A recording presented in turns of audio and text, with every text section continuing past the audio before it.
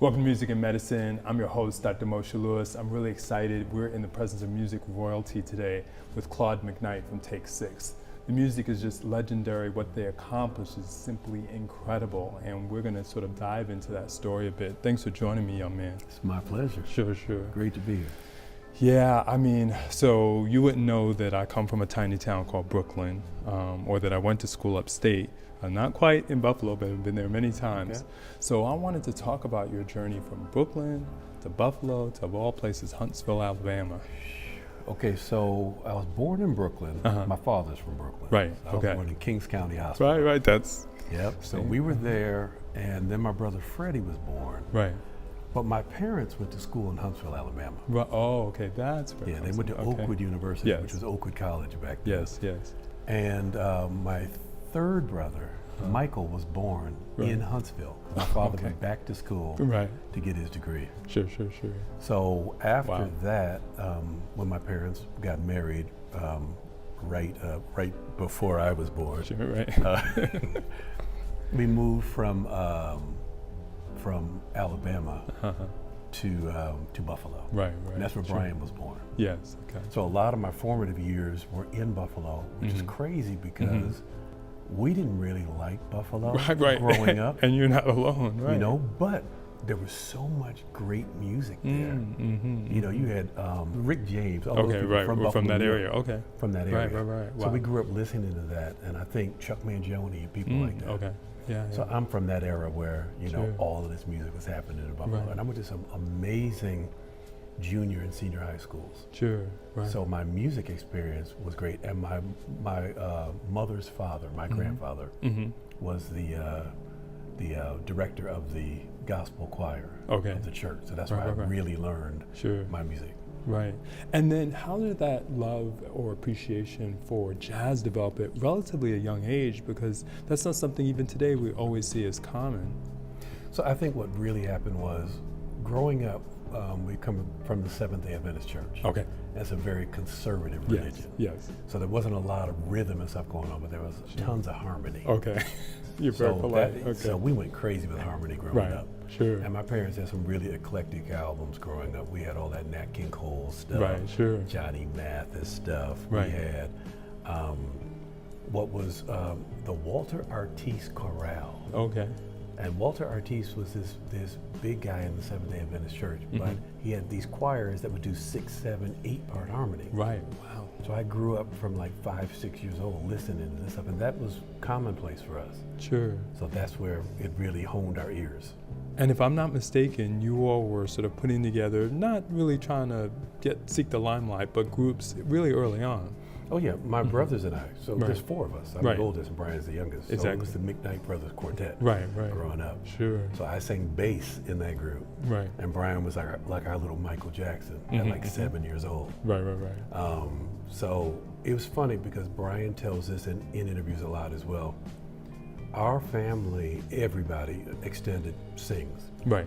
So it wasn't until we got to school that we realized that everybody couldn't sing. Right. You realize. You know, we were like, wait a minute, what's going on here? Not everybody has a sound. So now, what inspired you, besides the fact your family had gone there, to go to Oakwood? Because it's not exactly maybe a school that would spring to mind, especially if you were considering going into one type of music versus another. Yeah, so I grew up playing the trombone. Right. I was a jazz trombonist, and that's what I wanted to do. In fact, my goal was I wanted to be in the Tonight Show band. Of Doc Severinsen. Right. Okay. So I was an orchestrator. I was like, I'm going to Eastman School of Music, all that kind of stuff. But since my parents went to Oakwood, I said, well, let me go for a year. Okay, just a year. The crazy thing about Oakwood, though, was they didn't have a great band program. Right. So I started a vocal group. And that's where I started Take 6.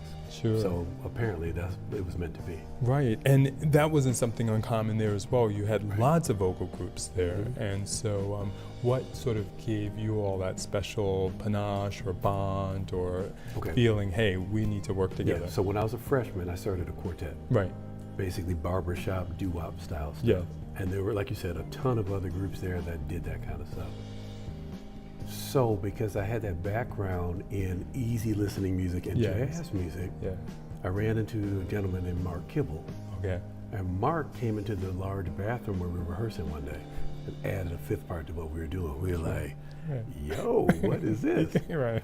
And then we got one more person because Mark had this uncanny ability of creating vocal arrangements that sounded like big band music. Yes. And so that differentiated us from all the other groups because nobody was doing what we were doing. Sure. And wasn't it also pretty unique to even have 6 people? Yes.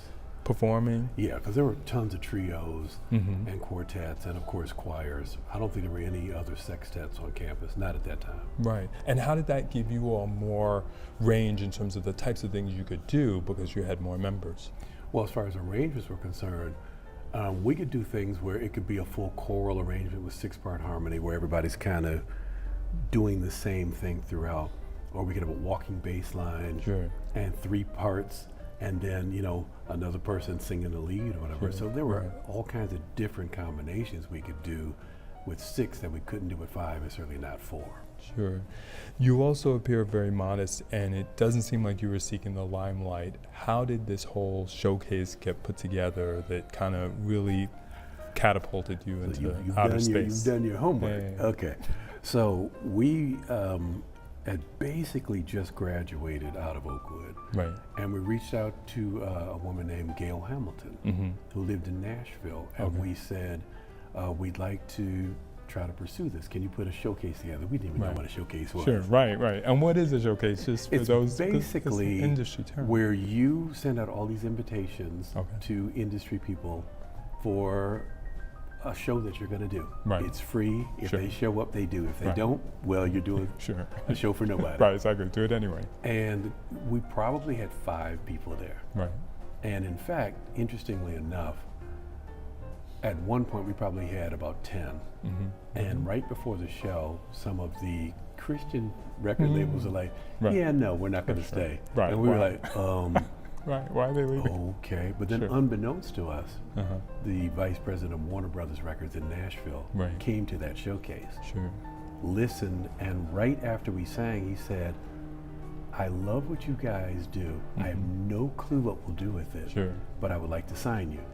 And so the next day we signed, and 21 days later we were in the studio. Right, and I want to tease that out because how would you even characterize the music at that time, because it really wasn't R&B per se, which was sort of a lot more common in terms of people signing urban groups.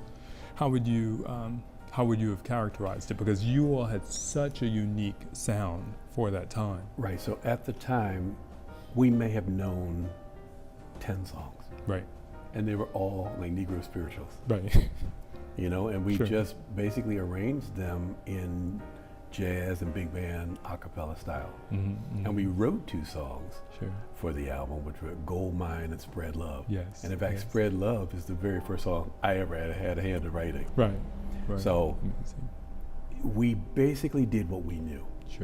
Warner Brothers had no clue what to do with it. And in fact, when I say Nashville, it was the country music division of Warner Brothers. Right, I can imagine. So imagine this young African-American a cappella jazz gospel group being signed to a country music label. So I think that was a blessing in disguise because no one was there to say, you need to do this a little differently, or can you stop saying God, or whatever. They let us do what we were going to do.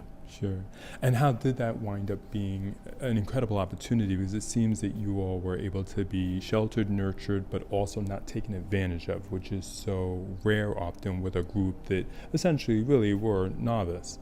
Yeah, so for us, it was amazing because, as I said, the vice president signed us. It was his pet project. And he told us, he was like, if you guys sell 15,000 copies, that's good for me, because I love the music. That album has gone on to sell like almost 3 million copies.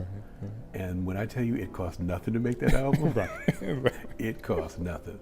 So to answer your question though, I think because we were in Nashville, and it was so long ago, this was 1987 when we got signed. The music business hadn't changed yet into like the 90s and into the 2000s, where there was a ton of money involved and a lot of accountants and stuff getting into the business of music. So for us, not only was Nashville involved, but New York and LA. So we were dealing with Mo Austin and people like that who were the stalwarts of Warner Brothers Records, and they were musicians. Right. So they really dug the fact that we did music. Right. You know, we weren't trying to put stuff together that that didn't make sense musically. Right. But it also sounds you all were very intelligent and did your homework, got lawyered up, and really got a lot of things built into an early contract that sometimes people to this day don't have, despite having many decades in the business. How did you all have that insight and foresight? A lot of that happened with our first manager, and that was Gail Hamilton. Right. Because after we got that showcase and we got the deal, we were like, What Gail, would you manage us? And she wasn't a manager. Right. But she created a company and learned on-the-job training. And she was a Christian and a really, really amazing woman. So I think she was kind of our den mother and made sure that her boys didn't get taken advantage of. Sure. How did that create unique experiences for other groups that kind of followed in your wake? Well, you know, we've heard over time, you know, there were groups who listened to us, you know, people like Boys to Men and people like that. Right. How true that is, I don't know. Sure. You know, I sat next to Usher Sure. on a plane, and he talked about how our music was really influential to him. Sure. And you don't know these things when you're doing it. Right. You know what I mean? We ran into Alice Cooper one time. Oh, wow. Okay. in Poland, of all places, and he's singing "Oh Mary, Don't You Weep." So you don't know the breadth and the scope of what your career is doing until other people tell you. Sure. You're just trying to make sure you do what makes sense to you. Yeah. So on that note and teasing that out, what was that secret sauce and formula? Not only that kept you all together, but made the music work when it was so unique? I think, quite honestly, the fact that we have a common denominator, and that is actually loving the Lord. Right. You know, and we've had to learn what that actually means. Because I can say that, and it can mean a lot of different things depending on what experience you're having at any given moment. But since we've been in this now for 35, 36 years, and we're extremely transparent with one another. So we've gone through marriages, divorces, births, deaths, you know, all manner of stuff. So we are family. I think that's what keeps us together, is that we actually respect each other. Even the times we don't like each other. It's hard to keep a group together, even when you love each other. So imagine, you know, so we've been through some stuff, but because we respect each other and that common denominator's there, it keeps us together. Right. Aretha sang about that song, Respect, but I want to tease that out even more. What does it really mean in terms of what somebody is bringing to the group, if somebody's writing, somebody's producing and things like that, and really basically allowing everybody to have a voice regardless of their technical contributions?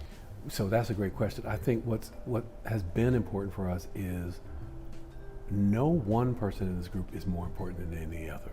Even though, to be honest with you, Mark Kibble is the sound of the group, his personality is such that he doesn't impose his will on any of us. Even when I want him to, I'm like, Mark, come on, man. You know? So I think we are such a democracy that we're able to lift each other up in many ways, not just musically, but spiritually, emotionally, financially even. You know, we make sure that everybody is feeling important in this.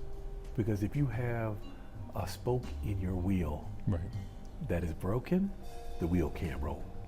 You know, so I think that's what's so important in this group. Some people would even go so far as to say that the industry often seems to pick someone out of a group and put them on a pedestal, and then that starts to create tension, whether it's a family that was together or not. How do you all think you were able to avoid some of that? Probably the honest answer to that is we were so young and naive at what we were doing. We got an incredible amount of success early. But the success was in the fact that this group was so unique that I don't think anybody was able to say, well, as unique as you are, we need to pick this guy out of here and do whatever. People had no clue what we were doing, to be honest with you. And I think that was good for us, and it was good for the industry as well. You know?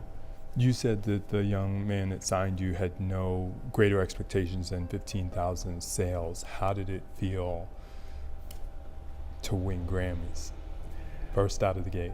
It was crazy because that first album was nominated for 3 Grammys. Right. We won 2. And 3 of the guys were still in school. And that was like finals week Right. when we're winning Grammys, you know, so it was hilarious. And our career took off so quickly that we didn't really have a chance to sit down and, you know, marinate in this. Sure. You know, because even to this day, it's not like we are a group that is hugely successful as far as number of albums sold. I think we're more critically successful, and most people know of us, like especially in the music business itself. So I think that also is a buffer for us, that we're more loved within the community. And I think people know who we are, but there are a lot bigger groups as far as album sales and notoriety. So I think that has kept our heads in shape as well. When you're on the road and touring, you mentioned Poland and going overseas. What is that experience like now, and sort of receiving that love from the fans and things like that who have stuck with you through all the years, and maybe coming to know you even? So what we found is that, especially being a vocal group and primarily an a cappella group, we get a lot of our energy from the audience. You know, we have what we have on stage, but what they give back to us makes everything just rise to another level. So earlier in our career, it was interesting because we didn't know how to handle that. You know, and you might be in Italy, in a place where they don't really speak English very well, and you're not getting the love you think you're supposed to get. And then the song is over and they go crazy, and you're like, oh, I guess we were getting it. You know, so you have to find a balance to what makes sense for you to do what you do. Besides touring, and I know you were so kind to stay in touch and things like that, despite a complex tour schedule, what things are keeping you busy now, and what things you look forward to? So we are in the midst of working on a straight ahead jazz album. This will be the first one of those, even though people associate Take 6 with being a jazz group. I don't know what you would call us. We're a vocal group that does spiritually based music. That is, you know, extended jazz type chords. But we're doing songs like Giant Steps and God Bless the Child and Rhapsody in Blue. I mean, some serious jazz classics. So we're in the midst of that now. And we also have been farming out some of the arrangements to other people, which is a first for us as well. No, it's amazing. Our show is called Music and Medicine. When you hear those words, how does that speak to you? So it's interesting because I think that music is medicine. You know, it absolutely is. I think it's the one thing that any person can go back in time and remember where they were, how they were feeling, what something smelled like, what something tasted like, based on a certain song. You know, and songs can lift you. The chords within that song can lift you. Obviously, the lyrics play a big role in that. But music is so scientific and emotional and physiological. All at the same time. All of that is medicine. No, you're right. I mean, that's a great way of putting it. Where can we find you and try to catch up with your schedule and things like that? So Take 6, you can find us at on Facebook at, you know, Take 6 Official. You can find us at take6.com. Take 6 Official on Twitter and Instagram, and me personally, anywhere you see Claude McKnight. Yeah, that's on Facebook. That's on Instagram. That's on. I do a lot of stuff on TikTok for some reason. Hey, a lot of stuff. I get a lot of love over there. And also, I'm a vocal coach. And I have a program out called Building Blocks of the Song Stylist. So people can reach me there. Speaking of teaching and mentoring, what is that advice you'd give to young groups that are starting out, given that, like you said, the landscape of music's gotten so much more complex in terms of trying to stay together and trying to navigate the business of music? So because it's so complex and everybody can get out there and do some kind of music now, I would say be unique. Find what is unique about you and lean into that. Because when you become too homogenous or sounding like somebody else, you get lost in the shuffle. And specifically with groups, I think what's really important, depending on how many people you have, you always want to have somebody in that group who is so recognizable vocally that anytime that group is heard, people know it's that group. You know, I think the Temptations had that really well. Right. You know, so I think they're a model to look at like that. I think Take Six has that, you know, and not because we have so many amazing lead vocalists, but because of the sound itself. You know, so we're very different from any other a cappella group, and there are specific reasons why. Right. What do you enjoy most yourself about music and just being able to be part of it in terms of your profession? Man, that's another great question. For me, music is everything. I sing all day long. In fact, my daughters are like, Dad, Please. Man, can you shut up? You know, I'm always thinking of a song. Yes. Always. And in fact, when I go watch a movie or whatever, I can be in the movie crying my eyes out because of the song. Right, sure. You know, music is so emotional to me, and I think I got a lot of that from my mom's side of the family, because everybody is so emotionally connected to music. I don't know what I would do without music. Sure, no, absolutely. Well, we don't know what we do without your music. Like I said, I started listening when I was in college, and it was just, it was amazing because it was just so different. I mean, although, like you said, all of us had heard some a cappella here or there, it was always sort of like the opening act, usually for something else. It wasn't the main course, and I feel like your performances and the elevation, certainly of a lot of our music, which some people may have forgotten, really sort of brought it to a prominence that we could never have even imagined. We're like, who is this? How are they doing this? And to be able to sit down with you, it's truly an honor and a pleasure. So I appreciate your time. Thank you. And your candor. All right, I appreciate you. Thanks so much. All right.